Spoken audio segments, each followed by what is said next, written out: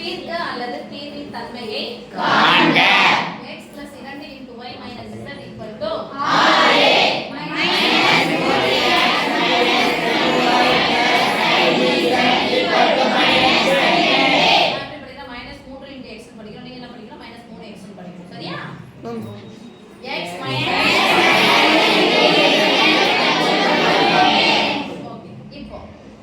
கொடுக்கப்பட்ட சமன்பாடுகள் ஆர்டரா இருக்கான்னு சொல்லி பார்த்துக்கலாம்.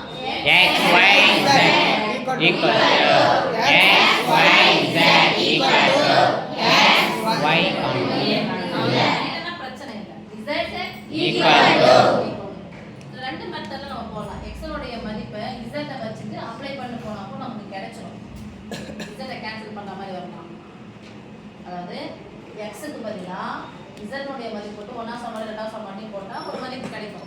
அது பேரு பதிலிடல் முறை அல்லது பிரதியிடல் முறை சொல்லுவோம். நம்ம இப்ப எல்லாமே போட்டுட்டு இருக்குது நீக்கல் முறையில போட்டுருக்கோம். அதே நீக்கல் முறையில ரைட். சோ ஆர்டரா இருக்கு. ஃபர்ஸ்ட் சமன்பாடு பேர் வச்சுக்கலாம்.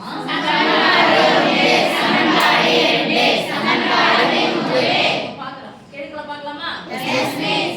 ஒரு x 3x ஒரு x 2y இல்ல. அப்ப என்ன பண்ணலாம்? இங்க y கேன்சல் பண்ணலாமா? Yes miss. ஒண்ணா சமன்பாடு ரெண்டாவது சமன்பாடு எடுத்துக்கலாம் சாமி. Yes miss. அப்ப சொல்லுங்க. X plus 20y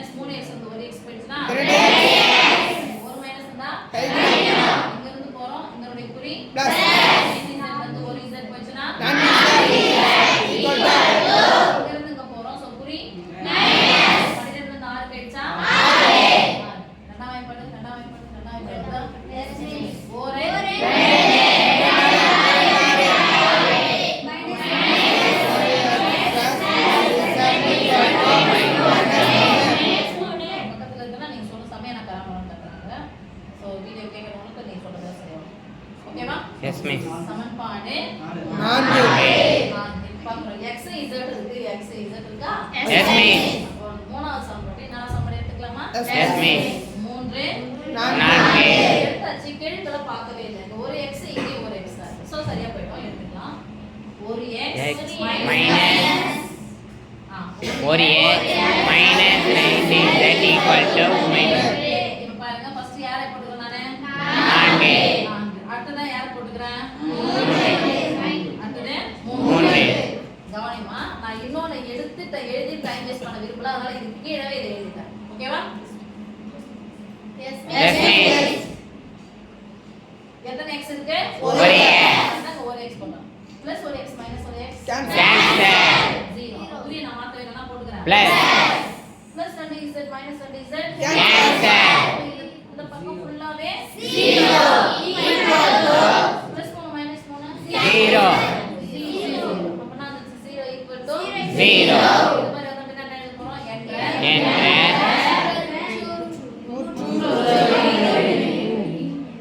நான் சொல்ல என்ற முற்றொருமையை தருகிறது. என்ற முற்றொருமையை தருகிறது.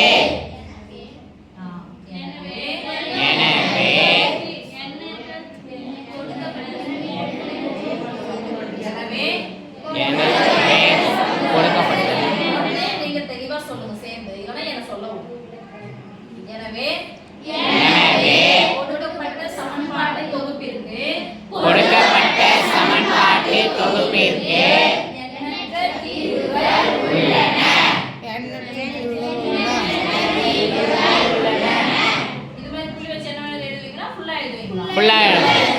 எண்ணற்ற தீர்வுகள் உள்ளன. தீர்வின் தன்மை. ஓகே? Yes miss.